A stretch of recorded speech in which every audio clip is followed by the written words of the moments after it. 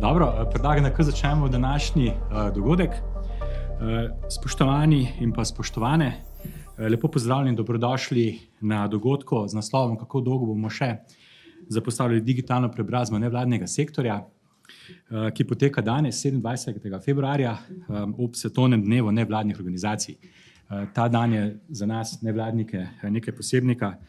Smo tudi veseli, da ob tem dnevu lahko izpostavljamo pomen in vlogo nevladnih organizacij v družbi, pa tudi opozarjamo na tiste izzive in pa probleme, ki nas pestijo.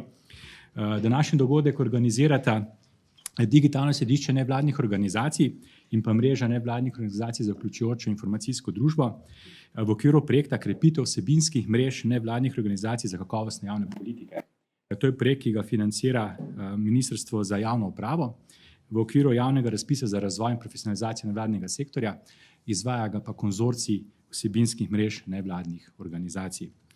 Moje ime je Simon Delakorda in bom danes povezoval današnji program. Na kratko, preden dam besedo uvodnim govorcem za uvodne pozdrave, še par besed o namenu današnjega dogodka in pa o poteku. Namen današnjega srečanja, kot že pove naslov, je opozoriti na sistemsko zapostavljanje področja digitalne preobrazbe v okviru nevladnega sektorja, na kar tako preomenjena vsebinska mreža in pa tudi nevladne organizacije širše opozarjamo že vrsto let. Namreč, tako kot ostali sektorji naše družbe, imamo tudi nevladne organizacije svoje razvojne potrebe v povezavi z digitalno preobrazbo, ki jih je pa potrebno naslavljati v dialogu in pa komunikaciji z pristojnimi odločevalci. Zato smo danes še posebej veseli, da so z nami tudi predstavniki pristojnih ministrstev Vlade Republike Slovenije. Še zaključna informacija glede programa. V prvem delu bo potekala razprava na temo, ki je naslovna tema današnjega dogodka. V drugem delu bojo pa sledile praktične predstavitve, kako si nevladne organizacije predstavljamo principe in pa načela digitalne preobrazbe, in mislim, da bo tudi ta princip in pa načela pokazali, da je ta digitalna preobrazba, kot si jo mi želimo predstavljamo v nevladnem sektorju, mogoče tudi drugačna od tistih klasičnih ali pa sistemskih, kot jih poznajo v gospodarstvu ali po javnem sektorju.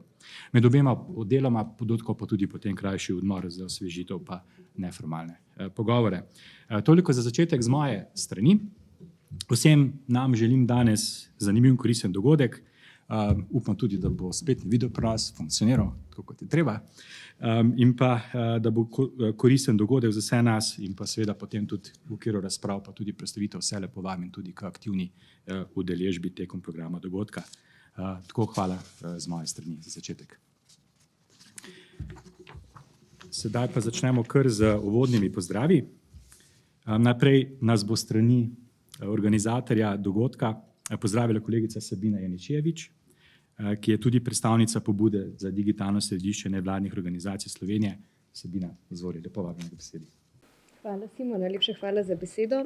Lepo pozdravljeni še v mojem imenu. Kot rečeno, sem Sabina Janičevič, prihajam iz pobude za digitalno središče nevladnih organizacij Slovenije.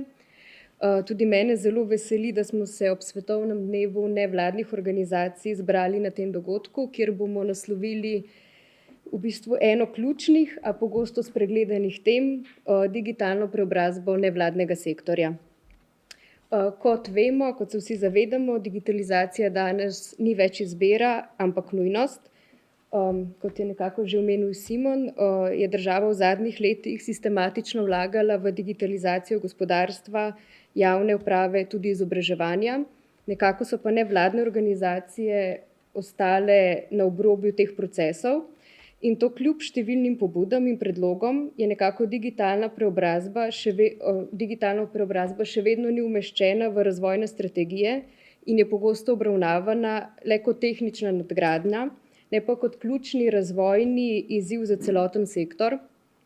Organizacije prav tako ostajajo prepuščene lastnim verom in improvizaciji, kar ne vpliva zgolj na njihove delovanje, ampak tudi na celotno družbo. Vsi vemo, da brez dostopa do ustreznih digitalnih orodij, znanj, nevladni sektor namreč ne more upravljati nalog v takem obsegu, kot si jih bi želel, oziroma zelo težko uresničuje svoje poslanstvo. V tem bi res rada opozorila, da digitalna preobrazba ni le vprašanje dostopa do orodij in digitalnih veščin. Gre tudi za vprašanje avtonomije, etike in dolgoročne odpornosti nevladnega sektorja. Torej, če želimo, da digitalizacija služi ljudem in skupnostim in ne zgolj tržnim interesom tehnoloških korporacij, morajo nevladne organizacije imeti besedo pri oblikovanju digitalnih politik in rešitev. Kot ključni akter na tem področju civilne družbe imamo namreč neprecenljiv pogled v potrebe skupnosti, zato je nujno, da smo pri razpravah o digitalni prihodnosti prepoznani kot enakovreden deležnik. Jaz sama vidim današnji dogodek kot odlično priložnost za razmislek in tudi pogovor o dveh ključnih vprašanjih, kako preseči sistemsko zapostavljanje digitalne preobrazbe nevladnega sektorja in tudi kako zagotoviti trajnostne, vključujoče in pravične digitalne rešitve, ki bodo sektor okrepile. Torej, če želimo, da bo digitalizacija resnično služila družbi, jo moramo sooblikovati tudi mi, nevladniki. Torej, z našimi načeli in neko dolgoročno vizijo, ki bo vzdržna. Najlepša hvala. Sabina, hvala. K uvodnemu nagovoru smo vabili tudi gospoda Jureta Trbiča, državnega sekretarja na Ministrstvu za javno upravo. Gospod Trbič se nam je osebno opravičil svojo prisotnost osebno na svojem današnjem dogodku, zato bomo pa njegov nagovor spremljali preko video posnetka, ki so ga pripravili na strani ministrstva. Tako da vabim gospod državnega sekretarja k besedi in ta beseda bo, kot bo tudi sam povedal v svojem nagovoru, digitalna. Spoštovane in spoštovani, v čast in privilegij mi je, da kot državni sekretar pristojnega Ministrstva za razvoj nevladnih organizacij in prostovoljstva vam lahko danes voščim en čudovit praznik, namreč Mednarodni dan nevladnih organizacij. Drži, iskreno sem si želel, da bi lahko vam vsem to voščil v živo, vendar žal ni šlo. Zato naj vam v kontekstu današnjega dogodka voščim digitalno. Zdaj, o pomembnosti sektorja, tako nevladnega kot prostovoljskega, mogoče niti ne bi preveč besed izgubljal. Nenazadnje, komu pa je to bolj poznano in jasno kot prav vam, pripadnikom, predstavnikom nevladnih organizacij. Seveda vsi dobro poznate gotovo delo našega sektorja za nevladne organizacije in tudi mnoge ukrepe, s katerim Ministrstvo za javno upravo kot pristojno Ministrstvo za področje razvoja in opolnomočenja nevladnega in prostovoljskega sektorja, seveda jih izvajamo in s tem krepimo sektor. Nenazadnje smo ravno trenutno v procesu z roko v roki priprave dveh ločenih strategij razvoja tako nevladnih organizacij kot nenazadnje prostovoljstva. Tudi o javnih razpisih danes predolg ne bomo. Me pravzaprav veseli, da lahko podelim novico, da bomo razmeroma kmalu napovedali nov javni razpis za profesionalizacijo, o čemer boste seveda v sektorju pravočasno obveščeni. Naj pa se dotaknem v luči tematike današnjega dogodka enega primera dobre prakse, verjamem. Namreč leta 2021 je Ministrstvo za javno upravo objavilo razpis za digitalno preobrazbo nevladnega sektorja in vključenost uporabnikov le-tega v informacijsko družbo. Ta razpis, verjamem, kot sem rekel, je bil primer dobre prakse, naslovil je nenazadnje tematiko, ki jo boste tudi danes obravnavali. Vsi skupaj vemo pa, da od reorganizacije vlade je področje digitalne preobrazbe iz MJU prešlo na Ministrstvo za digitalno preobrazbo. Kot sem seznanjen, je danes oziroma bo danes z vami tudi predstavnik tega ministrstva, kot vem, kompetenten vodja sektorja in ne dvomim, da bo tvorno sodeloval v razpravi. Naj vam tako iz naše strani zaželim le še čudovit dan in tvorne razprave ter seveda koristne zaključke. Pa lep digitalni pozdrav.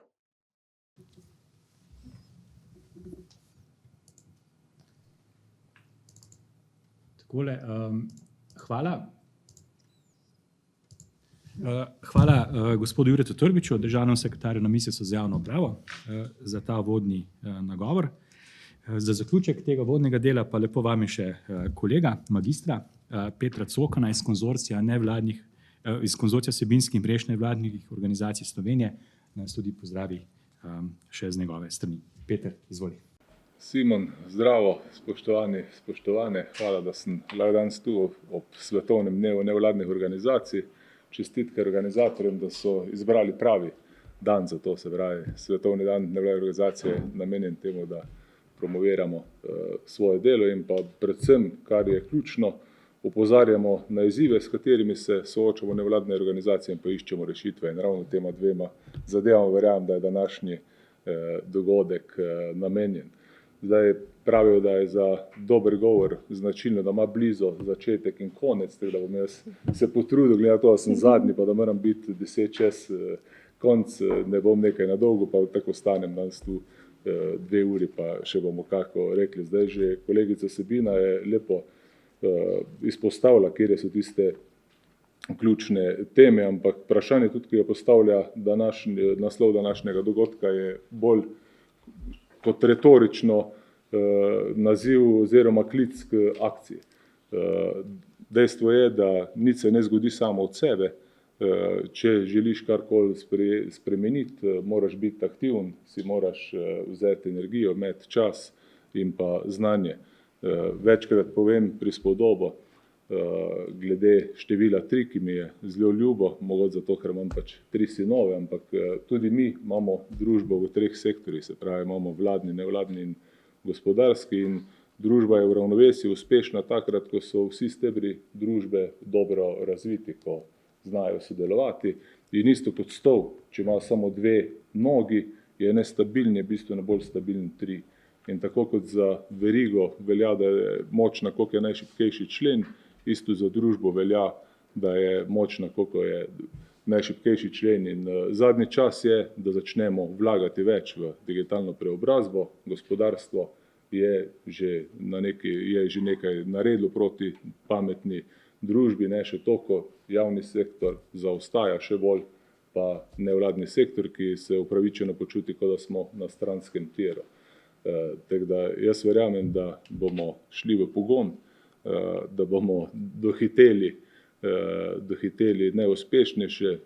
Ne nazadnje Slovenci imamo odlične tudi univerze, fakultete z tega področja in tudi odlične ljudi v nevladnem sektorju, ki imajo energijo, in tu računam tudi seveda na partnerstvo države, ki je tudi že do zdaj nekaj to vlagala, ampak potrebno bo več napora z strani vseh, da bomo lahko v starosti pogledali nazaj s ponosom, Madonca, to smo bili, zraven super zadeva narejena.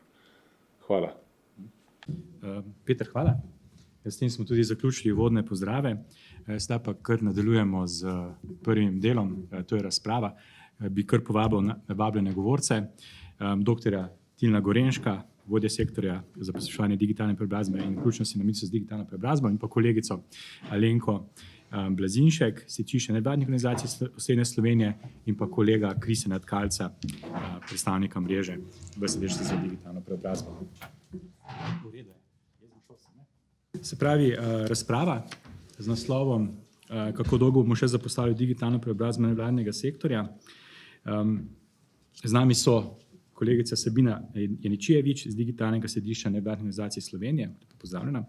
Dr. Tilen Gorenšek, vodja sektorja za pospeševanje digitalne preobrazbe in vključenosti iz Ministrstva za digitalno preobrazbo. Tilen, pozdravljeni, hvala za odziv na povabilo.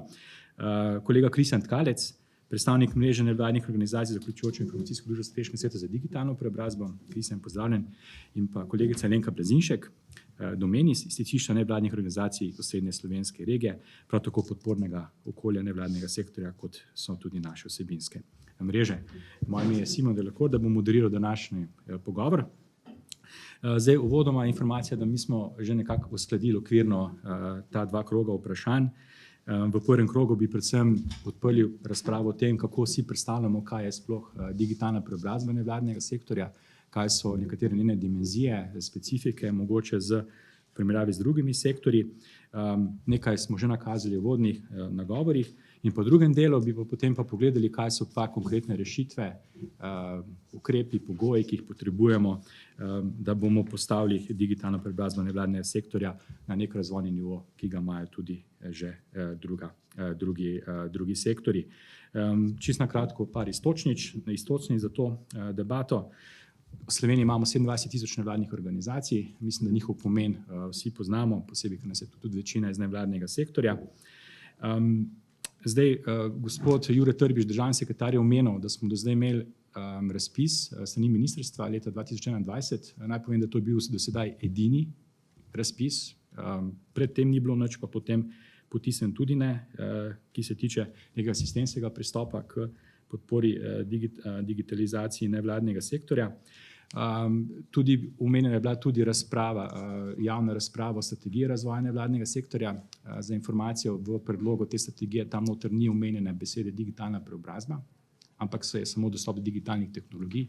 To mislim, da tudi je treba ena stvar, ki je mogoče dobro razpravljati o njej.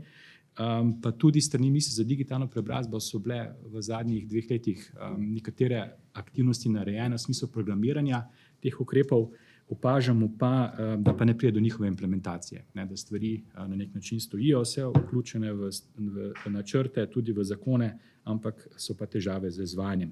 Toliko v uvod za razpravo, pa bi kar predlagam, da gremo s prvim krogom. Sabina, vprašanje, ki bo tudi podobno za vse. Digitalno središče nevladnih organizacij je organiziralo, mislim, da je bilo 2 leta nazaj, delavnico na to temo, pa mogoče kakšne so bile rezultati, kako so si nevladne organizacije na tej delavnici predstavljale ta koncept digitalne preobrazbe nevladnega sektorja. Ker izvoli. Ja, v bistvu zdaj bo že skoraj 3 leta, odkar je v okviru mreže NVO Vid zaživela pobuda za vzpostavitev digitalnega središča nevladnih organizacij. V bistvu ta pobuda je nastala iz neke nuje in potrebe, ker smo se srečevali in ugotovili veliko podhranjenost, neenotnost, pomanjkanje sistemske podpore na področju digitalizacije nevladnega sektorja. In res je, kot je omenil Simon, je potem leta takrat 2022 potekala tudi delavnica, na kateri so sodelovale tudi druge nevladne organizacije, ravno zaradi tega, da ne bi mi govorili na pamet, kakšne so potrebe nevladnega sektorja, kakšni so ključni izzivi in tudi problemi, s katerimi se srečujemo. In takrat se je recimo pokazalo res, tako kot je Simon rekel, 27.000 nevladnih organizacij. To pomeni, da so zelo različne potrebe, zelo različni nivoji, kako smo digitalizirani, v katero smer gremo. Imamo nevladne organizacije, ki so popolnoma profesionalizirane, in organizacije, ki nimajo niti osnovne računalniške opreme.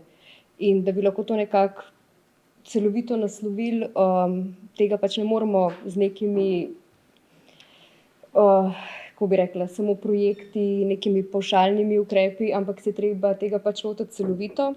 In takrat je nastala potem tudi ideja, kako bi lahko to digitalno središče k temu pripomoglo, ker takrat so bile izpostavljene predvsem neke 4 večji ključni izzivi, problemi, ki pa se jih bi dalo sistemsko nasloviti. In sicer razdrobljenost kapacitet, nizka raven digitalnih kompetenc, finančna in kadrovska podhranjenost, večina nevladnih organizacij nima zaposlenih IKT strokovnjakov, tudi ne oblikujemo lastnih programskih rešitev za naše potrebe, razen kot se to dela seveda prostovoljno, in omejeno tudi medsektorsko sodelovanje. Recimo že med sabo smo precej razdrobljeni, kar dosti dobro pokriva mreža in rešuje to, predvsem pa ni nobenega sodelovanja, ne z gospodarstvom in ostalimi sektorji. Predvsem pa tukaj tudi v ospredju, kakšno digitalizacijo si mi želimo, da bi bila nekako z našimi vrednotami, in da ni v bistvu podrejena, da slepo sledimo nekim tehnološkim trendom. Sabina, hvala. Nadaljujemo z dr. Tilnom Gorenškom. Tilen, vi ste že od začetka že takrat na službi Vlade Republike Slovenije z digitalno preobrazbo, ki je bila predhodnica ministrstva, decembra 2022 naredili eno tako priložnostno anketo v povezavi z načrtovanim javnim razpisom za nakup IKT opreme za nevladne organizacije. Pa bi vas vprašal, kakšne so bile takrat vaše ugotovitve, pa mogoče kako pa zdaj po teh 2 letih tudi gledate na ta koncept digitalne preobrazbe nevladnega sektorja s strani ministrstva. Tilen, izvolite. Hvala lepa za vprašanje, najlepša hvala za povabilo, pa tudi z moje strani iskrene čestitke v današnjem dnevu. No, kakorkoli, tudi jaz govorim vaš jezik, ker sem več kot 25 let prostovoljec, sicer član prostovoljnega gasilskega društva, v študentskih časih sem bil član številnih društev, aktiven v zavodih, tako da mi je to področje v bistvu blizu. No. Tako kot je že v bistvu Simon rekel, sem se jaz pridružil septembra 2022, nekako tudi v bistvu z vizijo, motivacijo in poln nekih idej, na kak način bi lahko v bistvu tudi doprinesli s takratno ekipo k pospešitvi digitalizacije nevladnega sektorja. In en prvih korakov, poleg tega, no, da smo vzpostavili v bistvu nek, recimo temu, strukturiran dialog, da smo imeli neke redne sestanke v rečemo temu prvi fazi tega začetnega obdobja delovanja, smo naredili v bistvu tudi raziskavo. No? Raziskavo med nevladnimi organizacijami, bilo je 185 respondentov, rezultati pa v bistvu potrjujejo, kar ste v bistvu že vi povedali, pa kar je bilo danes izpostavljeno. Ne? Se pravi, na eni strani gre v bistvu za pomanjkanje, bom rekel, strojne in programske opreme oziroma podhranjenost, na drugi strani gre v bistvu za finančne izzive, se pravi manko nekega sistemskega financiranja. Na tretji strani je bilo razvidno pomanjkanje ustreznih digitalnih kompetenc, se pravi za lastno delovanje in tudi v bistvu za poučevanje oziroma, bom rekel, izobraževanje preostalih nevladnih organizacij, recimo temu koncept train the trainee. Hkrati pa v bistvu tudi to, kar je že bilo izpostavljeno, se pravi, kakšna je vizija v bistvu nevladnega sektorja, ali je to v bistvu neka, bom rekel, podpora gospodarstvu, tako kot v nekih drugih državah razumejo, ali je to v bistvu v človeka usmerjen proces, ki pač mora človeka postaviti v osredje in v končni fazi pač kvaliteto življenja in bivanja v bistvu vseh nas. Tako da jaz se tukaj osebno z strokovnega stališča absolutno v bistvu pridružujem, bom rekel, razumevanju vloge nevladnih organizacij, kot je v bistvu že danes tukaj bila izpostavljena. Se pravi, gre za enega ključnih stebrov v družbi in po mojem osebnem mnenju tudi za enega ključnih stebrov, ki bo v naslednjih letih verjetno odigral zelo velik delež pri tem, da bo družba v bistvu sposobna zagotoviti zadostno odpornost na vse tehnološke spremembe, ki se v bistvu dogajajo. To se tudi skozi vsa ta leta nekako tudi kaže. Ne. Vsako leto, ko gremo naprej, v bistvu podatki jasno kažejo na relevantnost in na pomen nevladnih organizacij in da je pač enostavno potrebno jih vključevati v ukrepe. Zato se strinjam, da digitalizacija ni nobena izbira, ampak je v bistvu nuja. Se pravi, ta anketa je v bistvu pokazala, kar ste v bistvu že vi povedali. Ne? Se pravi, da je potrebno zagotoviti, bom rekel, osnovne resurse za to, da lahko nevladne organizacije funkcionirajo. Hkrati je pa v bistvu pokazala tudi nekaj drugega. Ne? Na eni strani je v bistvu razpršenost, na drugi strani pa mogoče nepoenotenost v kontekstu ciljev. Ne. Se pravi, kaj konkretno je cilj nevladnih organizacij. Ne. In s tem vprašanjem smo se v bistvu kar nekaj časa ukvarjali in pogovarjali. Pa bom nadaljno v zvezi s tem povedal pri drugem vprašanju, zdaj se bi pa mogoče še vrnil na to, kak je moj pogled nevladnega sektorja, no, ker se mi zdi, da je to tudi nujno izpostaviti. Kot sem že rekel, ni izbira, je nuja digitalna preobrazba. Če ne slediš v bistvu trendu na področju digitalizacije, boš pač na nek način postal zmanjšano operativno sposoben, učinkovit in boš posledično tudi slabše vključen v družbene procese. Pandemija COVID je v bistvu pokazala, ne, kako zelo pomemben je nevladni sektor, kako hitro lahko v bistvu narastajo potrebe po digitalizaciji, praktično z danes na jutri.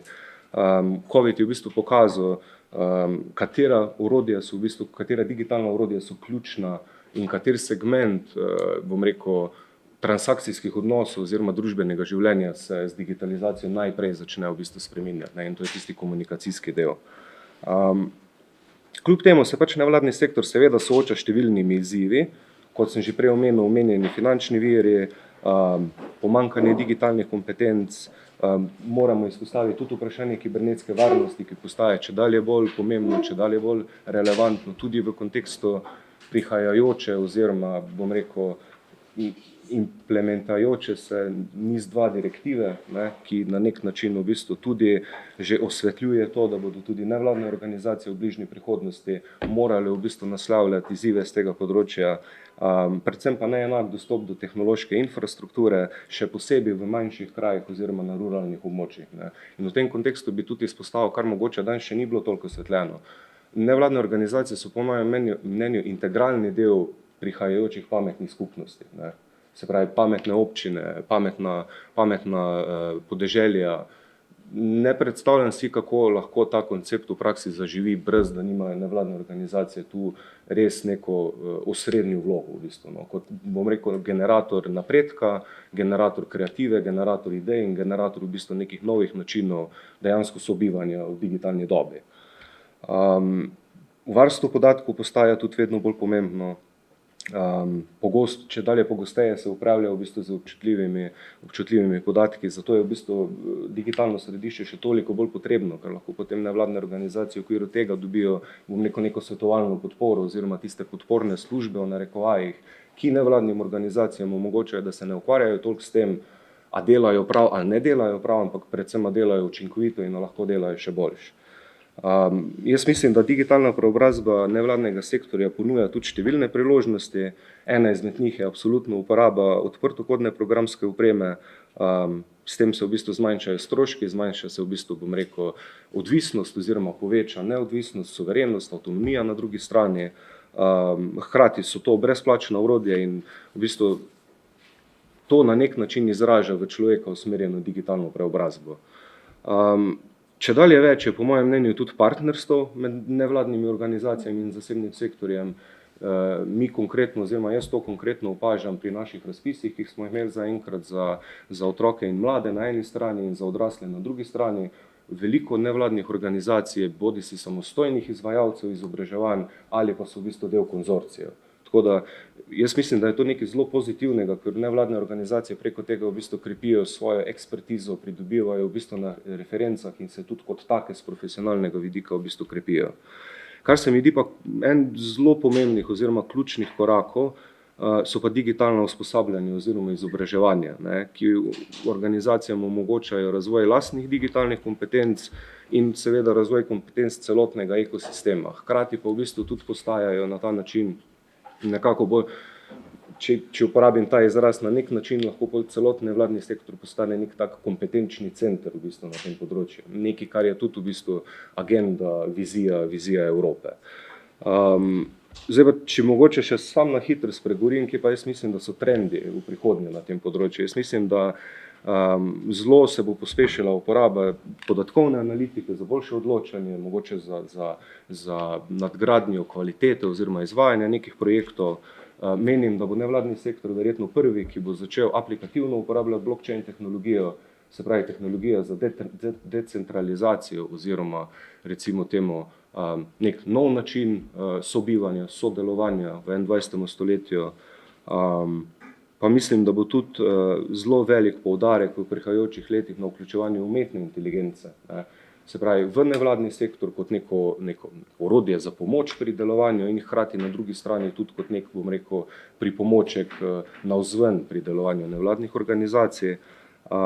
Ključno se mi pa v bistvu tudi zdi, no, da se ne pozabi na ta segment vključenosti digitalne, ne, se pravi zagotavljanje dostopa do tehnologij, predvsem za tiste osebe, ki imajo različne oblike oviranosti.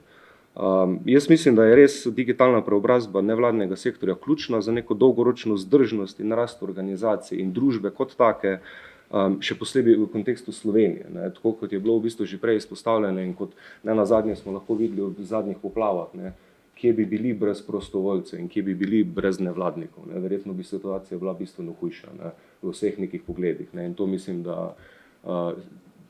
da nihče več ne zanika oziroma da pač vsi vemo, da je pač temu tako. Menim pa, da je tudi ključna dodana vrednost nevladnih organizacij na področju digitalizacije družbe v prihodnje predvsem doprinos k medijski in digitalni pismenosti prebivalstva. Ne.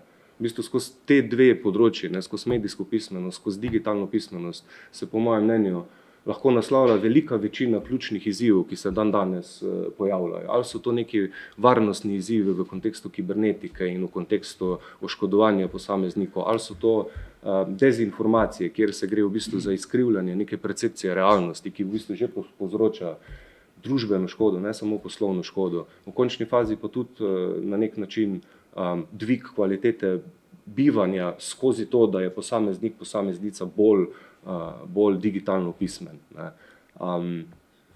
Tako da mogoče toliko za enkrat v okviru tega prvega kroga. Hvala. Hvala. Zdaj, tle imam napisano, da dam besedo Kristjanu, pa bi mogoče preskočil, Kristjan, če dovoliš, da bi ti na koncu. Se mi zdi, da je dal Tilen za Alenko enih par takih nastavkov, ki mogoče bilo dobrih predebatirati. Ne. Seveda, eno so zdaj te predstave v nevladnem sektorju v smeri umetne inteligence, blockchaina pa tako naprej. Mogoče še pametne skupnosti, nekako to še nekako mogoče se še vidimo tam. Ne. Zdaj pa mogoče Alenka, pa glede na to, da prihajaš z regionalnega stičišča, pa imaš dejansko stik s terenom, kaj pa realnost na terenu s temi stvarmi? Ja. Kako vidiš ti mogoče ta del digitalne preobrazbe nevladnega sektorja? Lepo pozdravljeni vsi skupaj. Ja, postavili ste me tukaj v središče, tako da hvala. Sem iz središča nevladnih organizacij, stičišče središče. In mi smo praktiki. Morda bom nekoliko manj analitična, sem pa lahko toliko bolj slikovita. Zaradi tega, ker se s takimi zadevami srečujemo vsak dan. Jaz lahko povem, da potreba po digitalizaciji je visoka. To se pa kaže v tem, da katerokoli delavnico mi razpišemo z tega področja, je takoj ogromno prijav. In dejansko ljudje tudi ostanejo do konca, kar ni običajna praksa na raznih Zoom delavnicah. Tako da ja, potrebe so kar precej izražene. Zdaj pa kaj mi pa res opažamo takole na terenu, ko gremo skozi nevladne organizacije, so zelo različne. Jaz sem jih po svoji laični definiciji razdelila glede na motivacijo na 3 stopnje. Torej, delim jih glede na njihovo motivacijo za digitalizacijo. Prva se mi zdi neka taka predstopnja, ki zajema ljubiteljske organizacije, ki pa moramo vedeti, da jih v glavnem poganjajo ljudje starejši od 60 let. Tam težko najdeš pristno motivacijo za digitalizacijo, glede na to, da niti z družbenimi omrežji niso ravno prijatelji. In je že tam kar izziv nekako redno objavljati svoje aktivnosti. In jaz mislim, da v tem sklopu organizacij največje delo opravijo tisti računovodje, ko enkrat letno uredijo vse izkaze tako, kot morajo biti. In tam na tej stopni vidim možnost digitalizacije pač samo v obvezno smer. Kaj zdaj s tem mislim? Takrat, ko občina potem reče, mi bomo pa razpise digitalizirali, takrat pa potem te organizacije nekako vstopijo. Torej bolj prisilno in se mi nekako tudi zdi, da pač ključ njihovega delovanja je še vedno v tem ljubiteljskem delu in tukaj ne vidim nekega velike možnosti ali pa motivacije. No. Potem se mi zdi osnovna stopnja. To je tista druga stopnja, ki jaz pravim Google Zoom stopnja. Ne. Zakaj to? Zaradi tega, ker se je po sektorju zelo razpasla ta Google orodja, sploh Google obrazci za prijavljanje na dogodke in pa seveda Zoom dogodki, Zoom delavnice, izobraževanja. Kar se mi pri vsem tem zdi zelo pomembno, sta 2 stvari. Prvič, sektor se je zelo navadil že za to.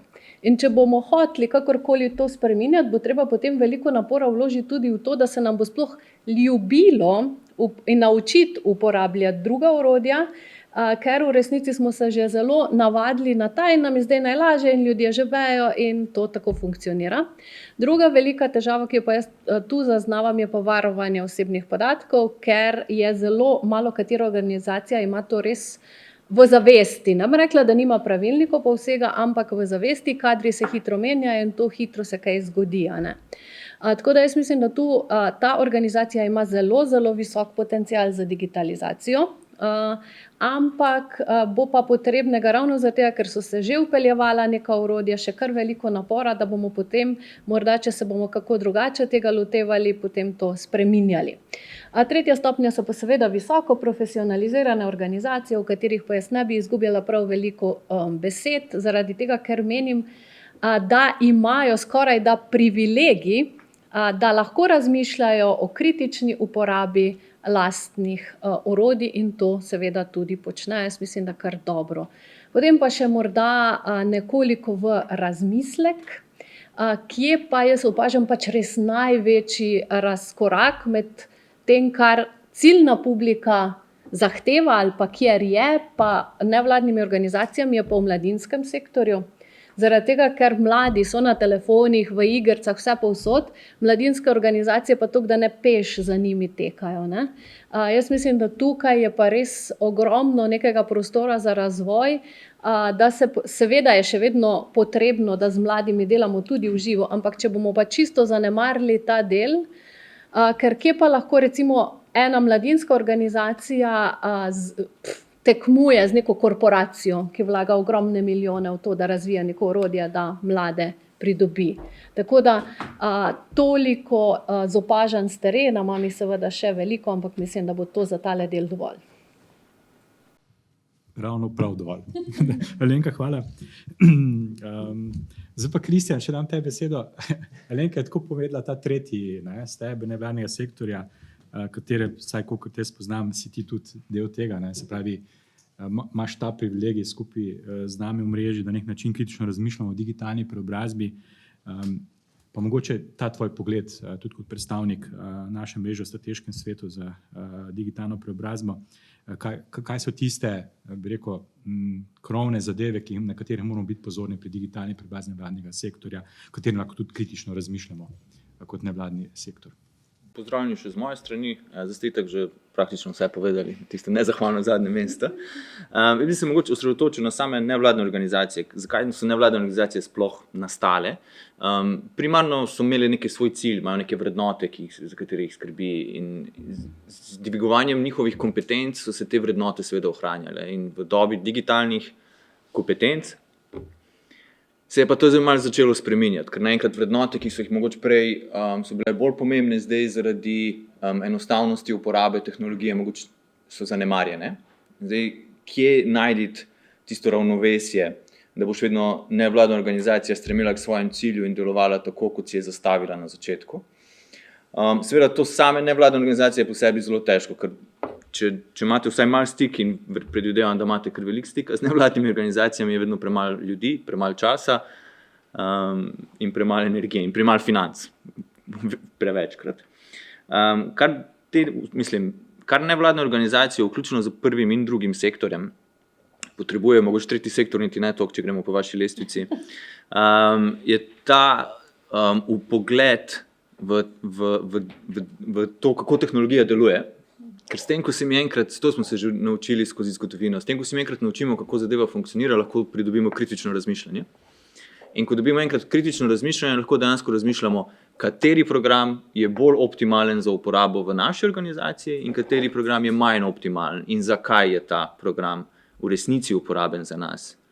Kar pomeni, da dvigovanje digitalnih kompetenc ne po principu gremo se naučiti v Wordu pisati dokumente, ampak dejansko kako deluje program. In ne govorim zdaj v principu, kako koda deluje v ozadju, ampak te splošne principe, ki jih razume vsak, ki ni programer.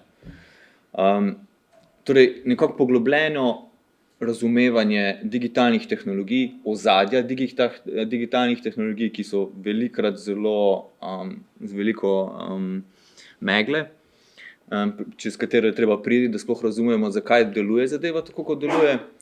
In tu potem začeti graditi kritično razmišljanje in razumevanje, seveda, zakaj deluje nekaj tako, kot deluje in kaj to predstavlja za nas pri naši uporabi. Ali smo mi v redu, ali smo zadovoljni s tem, ali smo vzeli v zakup tudi vse to, kar prinaša s seboj ali ne. Recimo, zadeva, ki se je zgodila ministru za izobraževanje in se je še enkrat zdaj ponovila, tako zvani vendor lock-in v angleščini, pač priklenitev na prodajalca. Vemo, kaj se je zgodilo, in v vseh šolah se uporablja en operacijski sistem in program za recimo pisanje dokumentov, in to je nekako postal standard, ki je zaprl celo državo. Zdaj se podobno spet ministrstvo za izobraževanje šlo še enkrat na let in ima še eno drugo težavo z drugim programom, ki so jih spet dovolili prevelik kup.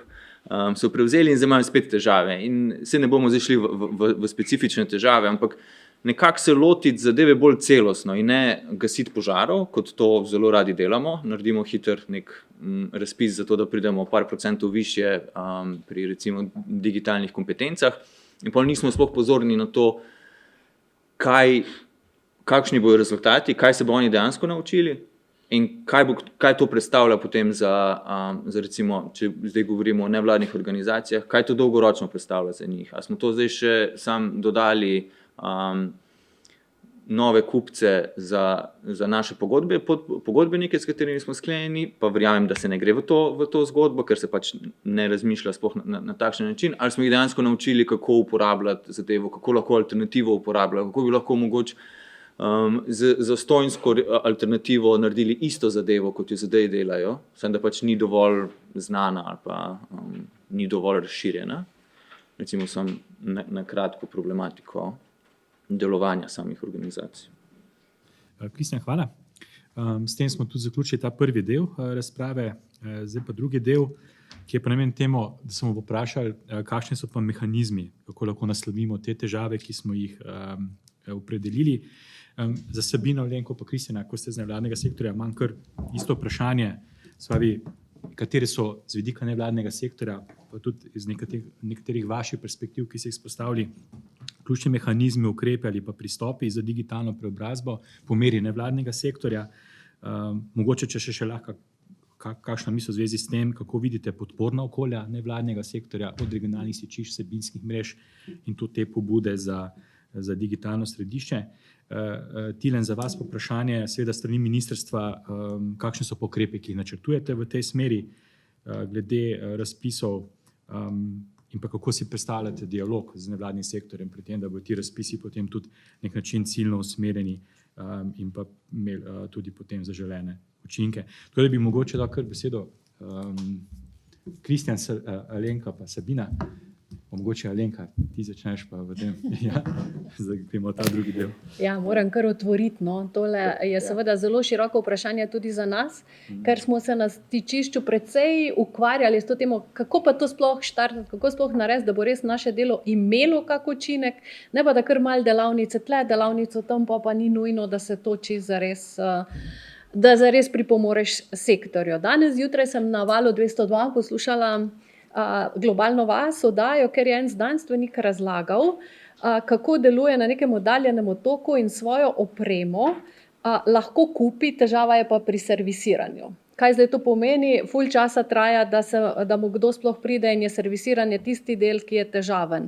Isto je z našimi digitalnimi orodji, ki jih dostikrat razvijamo skozi kak projekt, skozi kaj takega, potem pa nekako po končanem projektu zmanjka te energije v obliki financ, kadrov in vsega tega, da bi se ta oprema ali pa na novo razvit program zares prijel in deloval naprej. Zato se mi zdi, da v nevladnem sektorju nujno potrebujemo neko lastno agencijo, ki bo znala vse to potem na nek način suportirati, ne?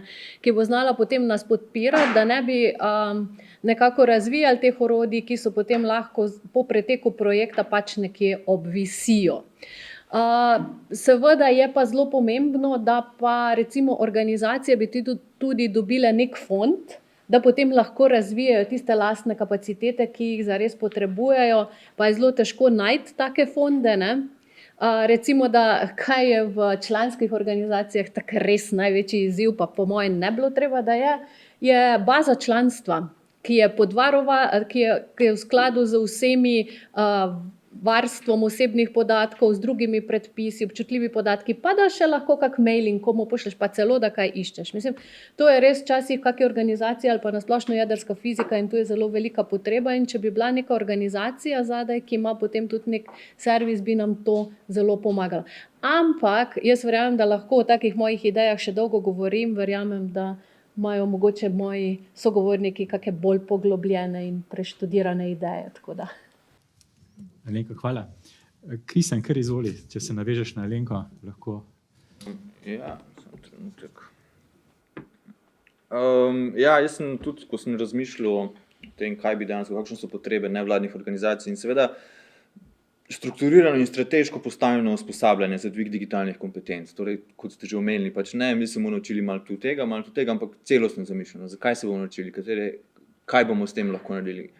Kako bojo naše odločitve v prihodnje pol lažje, oziroma bolj informirane, recimo že temu tako.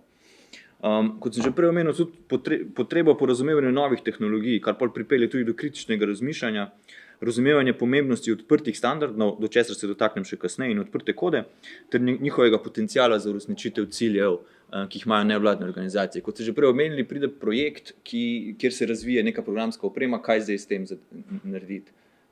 Skozi pripravo Edika smo imeli par planov, kako bi se lahko to sistemsko rešilo, ampak že cilj, da se pri razpisu naredi odprtokodna rešitev, lahko olajša zadevo eni drugi organizaciji, ki pa ni mogoče dobila tega razpisa, ali pa bo čez 5 let potrebovala ta program in se lahko kar naenkrat finančno zniža strošek, ki je potreben za določeno digitalno rešitev. Absolutno podpora pri digitalni suverenosti in tehnološki neodvisnosti, da se prepreči priklenitev na prodajalce. Torej podpora za uporabo digitalnih rešitev, ki niso vezane na izključno eno programsko opremo. Cilj recimo digitalnega središča bi moral biti, po mojem mnenju in mojem razumevanju, je da se podpirajo organizacije pri uporabi različnih programov za izdelavo iste zadeve, kar pomeni, da lahko tudi oni in-house razvijajo svojo programsko opremo, ki bo delala isto zadevo, kot pa če bi recimo kupili. Sam, da je njihova in-house točno za njihovo organizacijo narejena in ima mogoče še kaj in je bolj prilagojena. Recimo možnosti se odpirajo zelo različne. Kar je bilo pa zelo pomembno še, je to, kar sem se že itak prej dotaknil, ta velecenjeni vendor lock-in, nažalost, ki se nam kotali, ali pa nekako stane kot drobtine v ustih, že predolgo časa. Nimamo podpore odprtih standardov v strani javnih institucij. Torej, ko se enkrat razširilo, so vsi razpisi v zaprtem formatu. Kar pomeni, če hočemo točno ta razpis mi oddati, moramo imeti točno ta program in nobenega drugega. Kar se začne spet kotaliti zadeva, ki sem jo že prej naštel. In ne vem, če je smiselno, ampak lahko povem, da uporaba odprtega formata za oddajo poročila in medtem se organizacija recimo sama odloči, kater program bo uporabljala in je tehnološko neodvisna od ponudnika. Bi tu jaz kar končal. Kristjan, prav? Je Sabina še tvoj pogled na te ukrepe, ki bi bili smiselni? Hvala. Jaz se sicer strinjam s predhodnikoma čisto vsem. Dodala bi v bistvu samo to, ker je Simon vprašal, kaj potrebujemo za digitalno preobrazbo po meri nevladnega sektorja. Predvsem potrebujemo to, da se nas vključuje in vpraša, kakšne digitalizacije, česa si mi kot nevladniki želimo, in to ne potem, ko je čas za pripombe naknadno, ko se nas stisne v tisti en teden, ampak že pri samem snovanju politik, da se z nami tudi predebatira, se pogovorimo o stvareh, imamo tudi neke svoje predloge, glede na to, da večina nas je na terenu, vemo, kakšne so potrebe nevladnikov po digitalizaciji. V luči tega bi tudi opozorila na to, da je recimo sploh digitalna preobrazba umeščena v strateške dokumente. Recimo, kot si ti omenil, za leto 2030 se to ni zgodilo, ne? Predvsem je pa tukaj tudi problem financiranja. Imeli smo en projekt, iz tega je šel potem projekt Na prostem, ki je bil financiran s strani Ministrstva za javno upravo. Mislim, da se vsi strinjamo, da je bil v redu projekt, da je nastavil neke temelje, in v bistvu imamo zdaj samo srečo, da z veliko udarniškega dela prostovoljstva se ta projekt nadaljuje v smislu zadruge Na prostem, da iz tega tudi nekako se bolj izluščilo to digitalno središče nevladnih organizacij, in se mi zdi mogoče to malo nesprejemljivo, da se vse to polaga v bistvu na neke udarniške prostovoljske akcije. Ker na dolgi rok to tudi ni vzdržno, ne finančno, ne strani ljudi, ki izgorevajo potem na takih projektih. In v bistvu podporno okolje, kot si ti vprašal, kakšen bi bil pomen podpornega okolja, kako pomemben je, recimo ravno digitalno središče NVO je lahko eno izmed teh podpornih okolij, kjer se ljudje, nevladne organizacije obrnejo ne samo zaradi tehnične podpore, ampak tudi za ostale informacije, kot je svetovanje, jim svetujemo lahko prilagojene rešitve za NVO sektor, glede razpisov, da se lažje mogoče povezujemo, glede na to, da smo zelo, zelo razdrobljeni, in se mi zdi, da bi bilo to že kar korak v pravo smer. Sabina, hvala. Mislim, da ste Kristjana, Alenka pa Sabina tako prav v trio nek način zacementirali ta širši pogled, ki mislim, da je zelo lepo stoji. Tako da, Tilen, zdaj pa, kako lahko pa tukaj ministrstvo pristopi naproti nam, nevladnem sektorju. Nek način mi že izčrpujemo svoje resurse, tako da, kar je tudi Sabina rekla, zdaj pa mogoče še z vaše strani, kje pa vi stojite, pa kje lahko tle skupaj naredimo korak v tej digitalni preobrazbi nevladnega sektorja. Tilen, izvolite. Hvala za besedo. Jaz moram priznati, biti iskren, transparenten, kritičen. V letu 2023-2024 bi lahko bistveno boljše sodelovali, pa bolje sodelovali.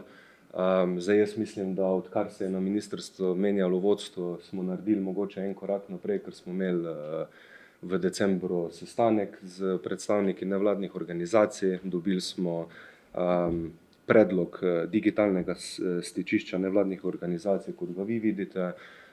Trenutno smo na točki, da usklajujemo, strukturiran dialog, se pravi, rekli smo si, da bomo sklenili na papirju, da se v bistvu poenotimo, kaj razumemo kot strukturiran dialog in ga v bistvu na tak način tudi izvajali naprej.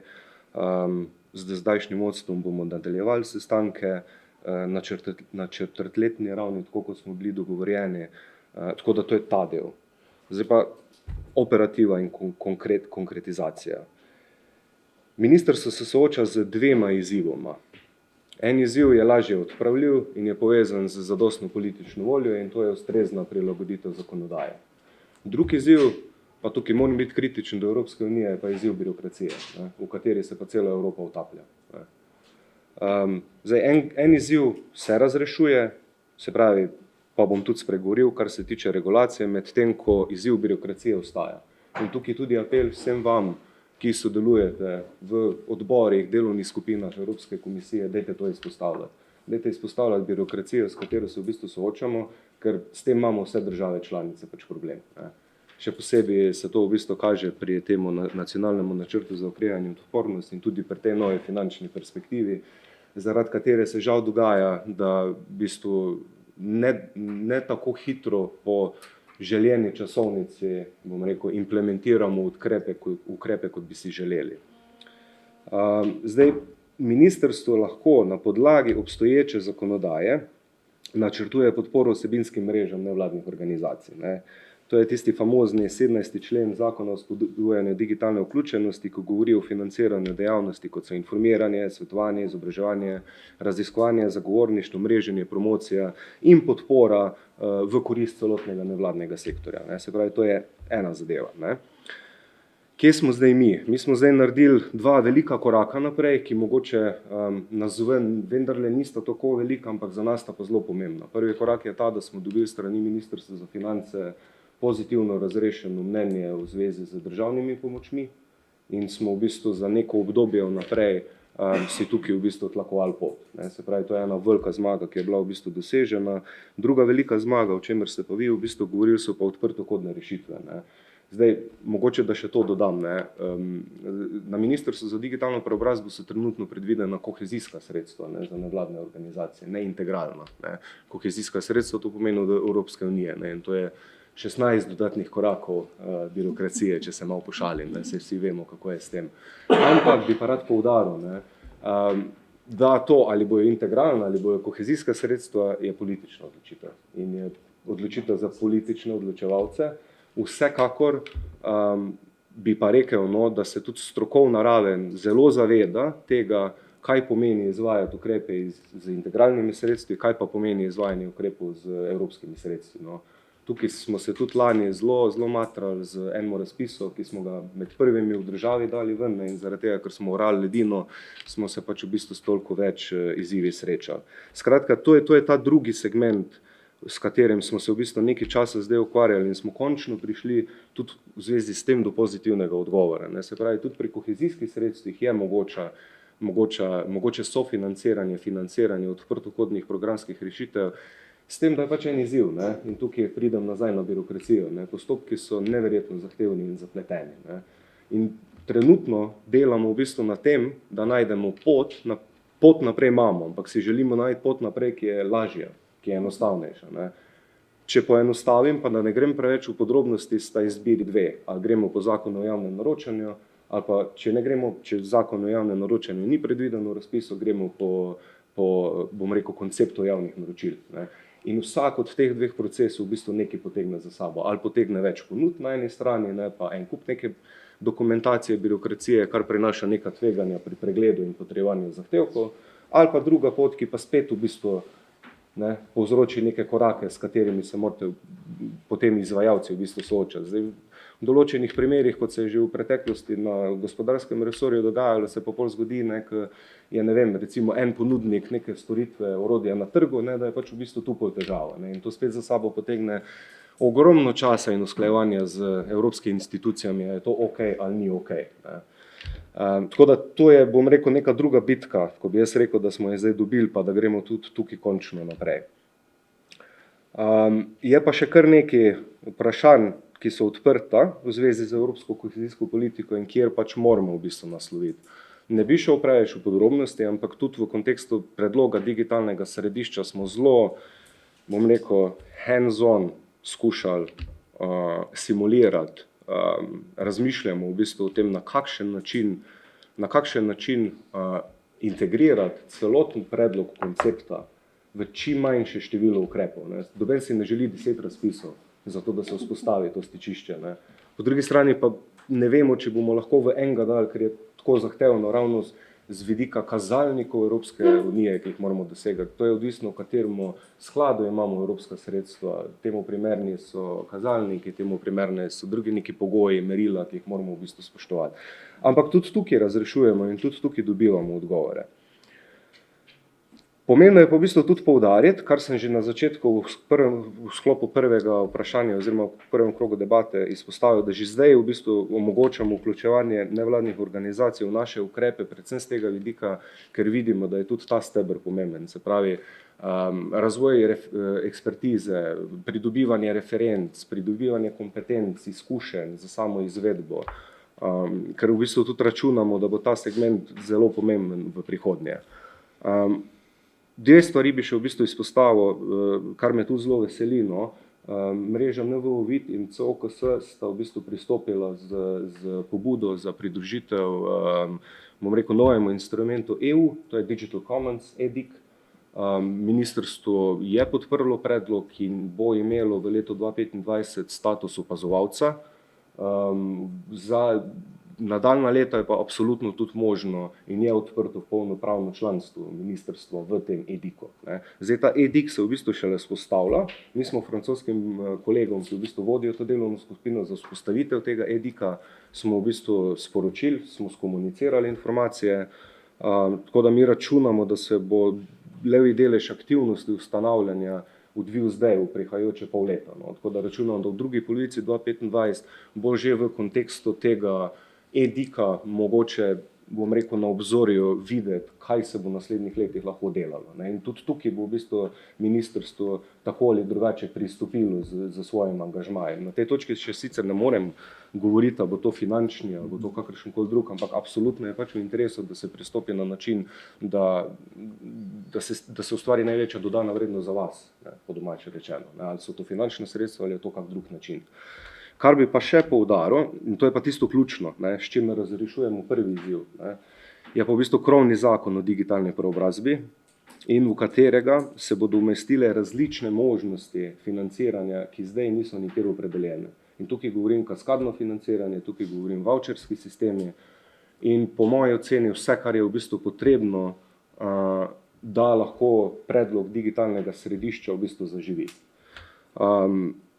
Jaz mislim, da s tem, ko se bo v tem krovnem zakonu dalo te nastavke, da se lahko poslužujemo hitrejših, enostavnejših načinov dodeljevanja sredstev, da bomo s tem tudi v bistvu lažje in hitreje naslavljali neke spremembe, ki se v okolju dogajajo.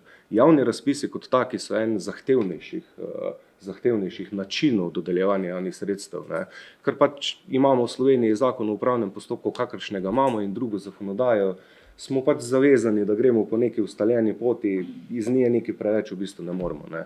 Kaskadno financiranje je pa tisto, ki jaz bi rekel, da je v zadnjih nekaj letih se v Evropi izkazalo kot en izmed najbolj učinkovitih načinov, da se začnejo novi ekosistemi vzpostavljati. Ne. Se pravi, kaskadno financiranje v bistvu pomeni, da se sredstva predajo, bom rekel, na nek način je trickle down, če se tako izrazim. Ne. Se pravi, bodi si od Evropske komisije agencij k državam članicam in potem naprej bodi si direktnega k izvajalcu, ki je izbran bil na nekem razpisu in potem on dodeljuje sredstva naprej. Se pravi, to je kaskadni način. Potem je pa vavčerski sistem, smo ga poznali, verjetno se ga spomnite, to je imel predvsem gospodarski resor vavčerje, tudi tekom COVID, da so jih v bistvu imeli. To je pa v bistvu zelo hiter mehanizem. Ne. Se pravi, en kup birokracije se v bistvu s tem losamo, en kup postopkov v procesu v bistvu pohitrimo. Žal je poročevalski del še vedno enak, ampak je pa bistveno enostavnejši. No. Tako da to in še tista zadnja stvar, ki v bistvu delamo, pa je bila že sicer omenjena, ampak spet z vidika države in z vidika postopkov dodeljevanja sredstev je ključno, da digitaliziramo postopke dodeljevanja sredstev. Na ministrstvu vzpostavljamo elektronski sistem za javne razpise, delamo v bistvu na inteligenten način, se pravi, gledamo na eni strani, da se prihrani vam čas pri vnašanju podatkov, pa ne samo pri vnašanju podatkov, ampak da se zmanjša možnost napak, se pravi, da se čim več baz podatkov poveže med seboj. Na drugi strani poskušamo tudi nam olajšati delo. Ne. Se pravi, po ZUP-u so postopki 60 dni, mi si želimo, da lahko bistveno hitreje te postopke v bistvu zaključimo. Ne. In hitreje, ko pridemo do vseh podatkov, ki jih potrebujemo za odločanje, hitreje lahko se v bistvu tudi odločitev sprejme. Tako da to je pa tisti zadnji korak, ki ga naslavljamo. Seveda to ne bo rešitev samo v krovnem zakonu, ker je pač potrebno določeno uredbo v bistvu spremeniti, ki je žal zastarela in še vedno dopušča oziroma ne dopušča toliko kot zahteva elektronsko in fizično oddajo vlog. In to mogoče navzven ne zveni, kot da je problem, ampak dejansko je potem na koncu problem. Ne. Ker to, a lahko ti preko nekega elektronskega sistema omogočiš oddajati, tako kot ima recimo Slovenski podjetniški sklad svoj portal, ne, ali pa analogno, ne, to je res velika razlika. No. Tako da mogoče toliko zaenkrat lahko povem. Hvala. Tine, hvala. Si nam v 15 minutih razložil, čem je problem, jaz sem pa razložil, čem je problem v 1 minuti. Izhodišče pa tisto, kaj si rekel, politična odločitev. Ne. Problem, zakaj se mi zdaj pogovarjamo o tem, pa dam pa tudi besedo ostalim, Simona se že javlja, ker tisti, Juri, mislim, da boš povedal to, kar me zdaj tudi povedal. Ne. Mislim, da je ključen problem v tem, problem strateškega planiranja na resorju, ki je zdaj rezultiralo v tem, da se mi zdaj ukvarjamo z iskanjem zakonskih rešitev za financiranje obveznosti projektov ukrepov za nevladni sektor na področju digitalne preobrazbe v okviru evropskih sredstev. Zato, ker je dejansko na integrali zmanjkalo denarja, ker se je financiralo vse ostalo. Za evropska sredstva, če pa hočeš ti imeti sistem, ki je učinkovit pa realen, može pa v strateškem planiranju ukrepov načrtovati te ukrepe noter. In v porabi evropskih kohezijskih sredstev teh kazalnikov noter ni. Tam noter ni vsebinskih mrež, ni noter digitalnega središča. Zdaj se skuša tako na silo, ker so samo ostala še evropska sredstva na ministrstvo, ker integralo ste porabili, tam mislim, da je šlo 10 milijonov za tiste nesrečne računalnike, par milijonov je še šlo za digi-info točke. Ja, potem imamo tudi kar intenzivno financiranje digitalne vključenosti starejših, za katere še ne čakamo, so dejanski učinki, kakšni so. Je potem dejansko zmanjkalo teh sredstev. Ministrstvo javno upravo, pa tudi zakon o nevladnih organizacijah je pa jasen. Ne. Ministrstvo javno upravo je poslalo že 2 dopisa, da pozivajo ministrstva, da se financirajo vsebinske mreže z integralnih sredstev, da se tam iščejo rešitve in da se potem to opredeli v okviru javnih razpisov, ker pa potem država kot taka lahko precej enostavno podpira ukrepe za razvoj nevladnega sektorja. Mi smo to tudi upozorili, šli smo celo do kabineta predsednika vlade, mislim, strani gospoda Jureta Lebna je bilo jasno, ne, da je treba te stvari urediti. Razumem pa tudi zdaj zaplet na ministrstvo, ne, pa vi ste zdaj nek način v slepi ulici, ker zdaj iščemo neko gasilsko rešitev skozi najslabši možni način, da bomo to sfinancirali preko evropskih kohezijskih sredstev, za katero pa vemo, birokratsko, kako je. Ne? In tudi tisti pogovori, ko so, da bi tudi mi bili tudi nek zajček pilotni, ne? Razpis zdaj za 1 leto, za letos, tudi nas na nek način še dodatno potem ušrpava, že tako nek način, kot je šrpa sektor. To je mogoče zdaj tako 3 minute, kako pa še jaz vidim to tiren. In skupaj je pa ta realnost, kateri pa smo zdaj skupaj. Sem pa vesel, da je pa dialog. Ne? Jaz upam, da bomo v 2 letih prišli iz te jame ven, no? Če se da povedati. Pa tudi mislim, da je to opozorilo za našo državo, za politiko, da je treba drugače pristopiti k strateškemu načrtovanju pa upravljanju naše države. Ne? To je pa princip governance, ko bomo pa tudi več povedali o tem. Da to upam, da je bilo to, lahko zaključimo tole okroglo mizo. Hvala, Tilen. Zdaj pa kar beseda. Simona, Juri, še mogoče bilo. Pa kratko, ker bomo padli še dna. Hvala lepa, smo na tam kratko trajnostno razvoju časa. Ja, mogoče pač samo z mečkimi drugimi besedami tudi to, kar se tiče, pa malo mogoče tudi drugače, to, kar se tiče sredstev in birokracije. Birokracijo je treba vzeti v zakup.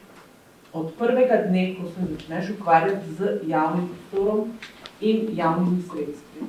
Tudi mi, ko gradimo organizacije, potem pač moramo v nekem trenutku ugotovimo, zgraditi neko birokracijo, zato da naša komunikacija med nami teče. Tako da jaz bi predlagala tudi v naši sredini, da pač ne izumljamo ali potenciramo ali proslavljamo nekih sovražnikov, kadar smo frustrirani. Birokracija je produkt našega sodelovanja širšega in kadar gledaš in rabiš informacijo o tem, kam je nek javen dan šel, ti pravzaprav birokracija da odgovor. Tako da mogoče samo za razmisliti. Se pravi, jaz si mislim, mogoče samo z drugimi besedami bi vam položila na srce.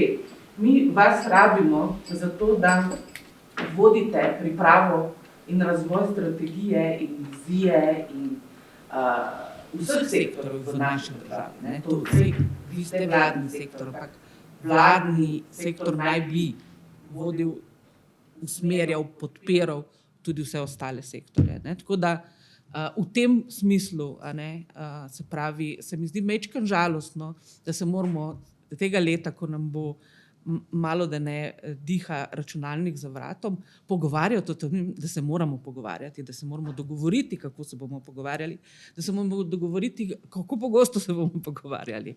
Tako da mogoče, če bi razmišljali o tem, da gremo v to vizijo in strategijo in te osnovne stvari pač nekega vodenja na zelo transparenten način. Se pravi, da si postavimo na javno objavljeno spletno stran, kakšni so cilji, in jih razdelamo do finančnih sredstev, kjer pač naredimo črto, evo, toliko bo šlo iz integrale, toliko bo šlo pa iz evropskih ali katerikoli drugih sredstev, pač že. Tako da v tem smislu jaz mislim, da ta transparentnost bi nam res vsem skupaj veliko bolj bila v pomoč. Tako da mi doživljamo tudi v situacije, ko sodelujemo v svojem prostem času kot prostovoljci, potem pa recimo ne dobimo informacij oziroma jih ne zmoremo najti in bi nam še kakšna birokratski korak pravzaprav lahko prav prišel, če bi bili vi zavezani oziroma tudi potem tisto zavezo spoštovali, kot vladni sektor na splošno govorim, ali pa javni sektor, s katerim sem sicer tudi sama zaposlena in razumem, kaj se dogaja, ko si na uni strani. Seveda upošteval in potem bi bila 2 klika in bi prišla informacija in bi rekla, ok, v redu, tako je.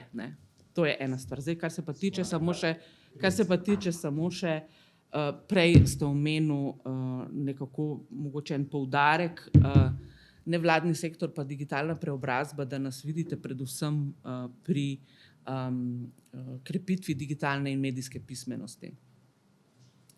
To je sicer lahko naša vloga, ampak me malo vseeno zbegalo to, da glede na to, da imamo izobraževalni sektor, ki je cela svoja stvar tako velika, da je v bistvu to vidite nekako kot nekaj na vrhu, pri nevladnem sektorju se mi nekako ne gre skupaj. Se pravi, nevladni sektor pravzaprav si ves čas jemlje pravico in si jo bo jaz upam, da je tudi v tej zgodbi, da si sam določa te svoje vsebinske prioritete, ki se sicer potem imajo neke značilnosti skozi čas, se pravi, da gledajo daleč in široko in prosto vezi ali akademskih, ali vladnih, ali kakšnih podjetniških prostorov, ali pa da naslavljajo neko konkretno potrebo človeka, osebe, ki trka na vrata. Tako da pol tle noter še kaj drugega nam pripišite kot samo